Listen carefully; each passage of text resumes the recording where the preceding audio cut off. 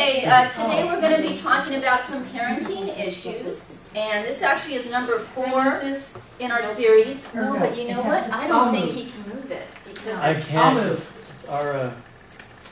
Sorry, they took Dan. away. That was easy. Yeah. I'm sorry, we have to use that. I don't like it either. That's just our hookup for today.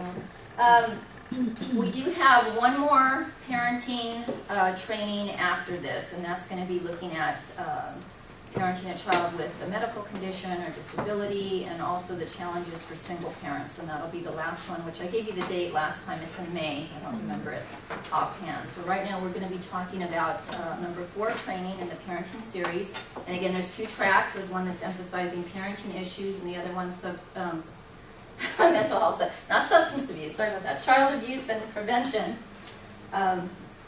Training content for today, focusing in on nutrition, and specifically 0 to 6. We'll be talking about nutrition and what we'd like parents to know. And a lot of this you guys may know. Again, this is information that we want to be able to transfer to our parents. So right now, that may take the form when you guys are meeting with them and checking in on some of these things, and also just observation.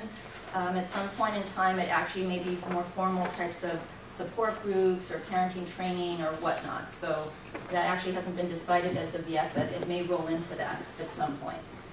So nutrition in children ages 0 to 6 will be a focus. And then we're going to be talking about safety in the environment, which, you know, we can go on and on and on about this one. So I've tried to narrow it in on certain things, but we're going to definitely be talking about safety issues in the home, things to consider just in the child's everyday environment, and even some safety issues in regards to medicine, which is medical safety. And then we just have a few parenting resources at the end.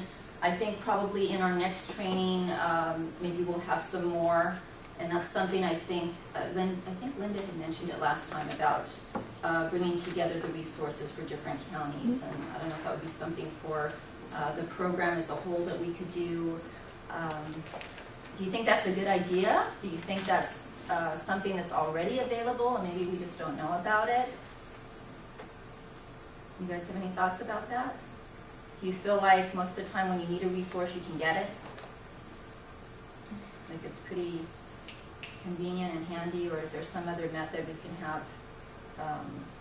You know, we want resources that actually are quality services, reputable resources. We've had families use them and report back, that kind of thing. And I think that's what Linda was getting at when she mentioned that. And since you guys are spread all over different counties, having access to ones that we typically would refer our families to is what she was getting at. So in any case, that's something that hopefully we'll just add to, and maybe at some point even have maybe a folder for that or some way that you can get it electronically quickly.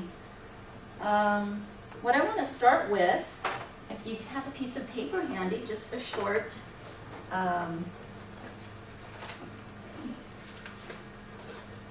actually, we'll do it in just a few minutes. Let me just introduce you to this first. You've probably heard, this happened somewhere in the early 90s, 1992. If any of you have children, you've heard about the new food pyramid, okay? Which if you are as old as me, which I know some of you are, or older possibly, you remember the 4 food groups, right? Emphasized in school, and that's what we went over. And that transpired into what's called the food pyramid in 1992 by the U.S. Department of Agriculture, which had pretty much the same guidelines for adults and children. It was just a way of representing it different in a pyramid structure. That more recently has been revised and is still being used in schools right now. And that is called the food pyramid. In fact, if you go to myfoodpyramid.com, you can get one that's actually kind of tailored for you, because they go by age, they go by sex, and physical activity. So you can actually go online to myfoodpyramid.com, and you can see how it works. I have a picture of it on the next slide. But it is currently the U.S. Nutritional Guideline. It was created by the U.S. Department of Agriculture and the Department of Health and Human Services. So it was a joint venture in 2005. So that's where we're at currently. may have seen it. Have you guys seen this before? Okay. Different than the one previously in 92, it actually emphasizes exercise, which is the person on the stairs on the side, and it talks about that when you go to the online site.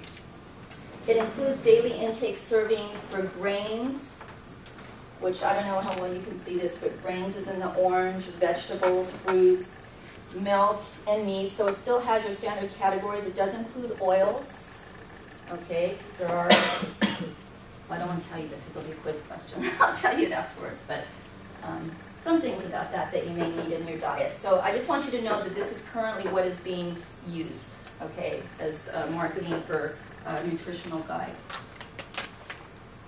Now, nutrition quiz.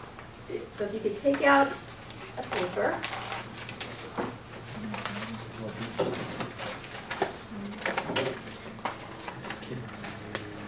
All right. True or false?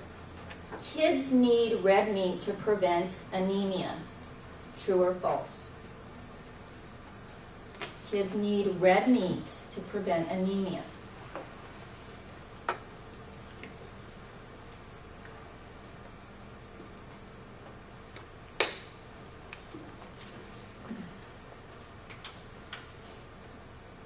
Number 2. A child who skips veggies will miss key vitamins and minerals. So a child who skips their vegetables will miss out on key vitamins and minerals.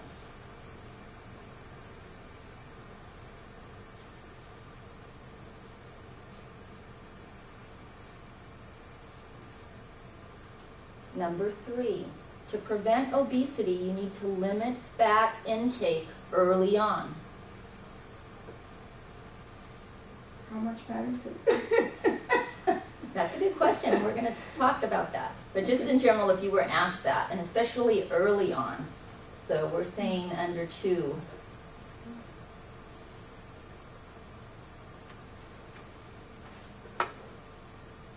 Number 4, sugar makes kids hyperactive.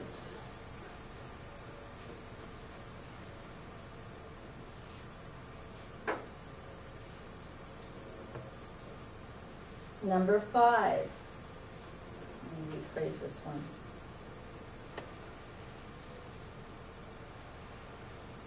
You must be vigilant when starting foods to prevent food allergies.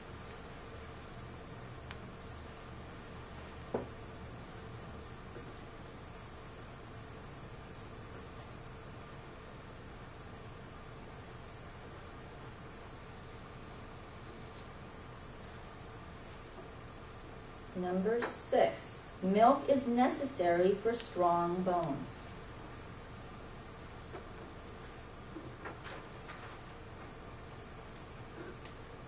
Hope you guys know the answers to all these, because I'm not really. Okay, number 7.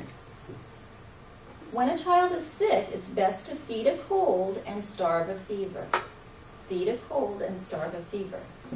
Some of you may think, what the hell is that supposed to mean, right? And the rest of us are like, yeah, I remember that old saying. I always said, feed a cold, feed a fever. Right, I think I would get it always tough. Don't you have to... I eat no matter what. So it is best to feed a cold and starve a fever. Number 8. 100% fruit juice is equitable to water. So in other words, it's just as good as water if you wanted to replace it. 100% fruit juice is equitable to water.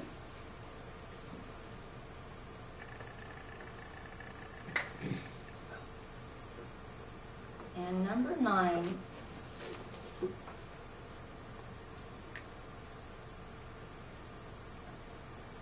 children should not be given white bread. Wheat bread is always best.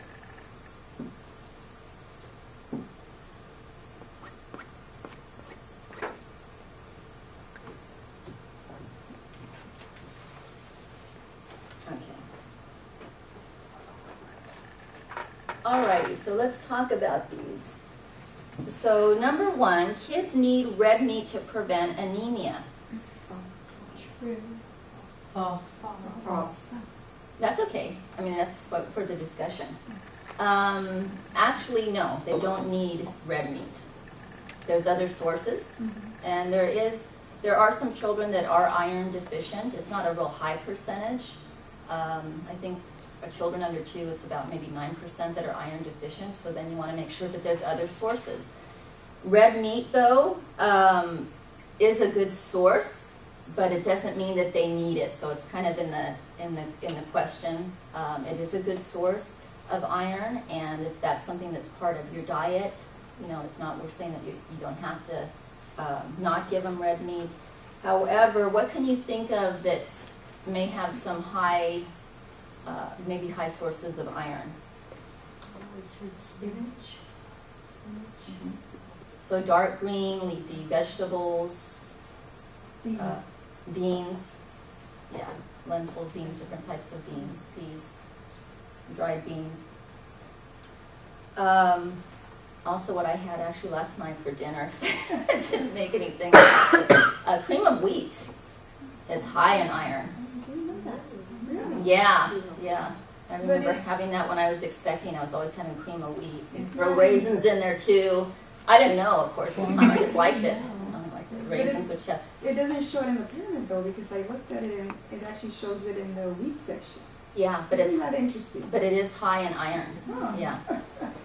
That's good I to think we know. went to the pyramid though, right? The pyramid was used on us when we were Yeah, there. when we were in school. They would Oh, do that right. session. We had to, I remember coloring all Yeah, the pyramids and they stuff did. when I was a kid. And sometimes they might categorize them a certain, it doesn't mean that there's overlap. There's some that might be, and we're going to talk about that actually. The next one here. A child who skips veggies will miss key vitamins and minerals. True. So you have a kid that refuses, you know, they don't want it, you know, they want the banana, they want, right, because it's sweeter and they rather have that. Actually, that's fine. I wanted to put false, but I was like, advocate for the kids. Yeah, fruits are comparable in vitamin and fiber content. Okay, it doesn't mean that you can't keep trying to reintroduce vegetables, but in terms of imposing it, that they have to have it, no. And as long as they're getting what they need and they are actually eating the fruits. Okay. And just to mention a few, I mean, apricots and cantaloupe, as far as iron too, have the more sources of iron, so those are typically mentioned, and bananas and citrus fruits and, okay. There are other, if you've heard of phytochemicals, which are antioxidants, if you've ever read anything about that, which more adults are kind of concerned about that because they're related to cancer fighting and that kind of thing, a lot of that is more related to vegetables. So it doesn't mean, you know, that there's no other things that are different about the vegetables. There's actually some other things, but as far as what the children need and the nutrients and the key vitamins and minerals, it's fine. Okay, to prevent obesity, limit fat intake early on. Yes. People at one time used to say yes. In fact, the research on fat genes, they used to say that, but limiting fat intake actually is bad because we need fat. That's how we need it, especially for brain development. It's huge, and especially when we're younger. So, you know, when we're limiting fat, it's really not a good thing. In fact, most of the fat, the larger amounts are when we're younger, and it's about 40% of our diet. It needs to come from fat, especially for brain development. But good fat, not bad fat, right?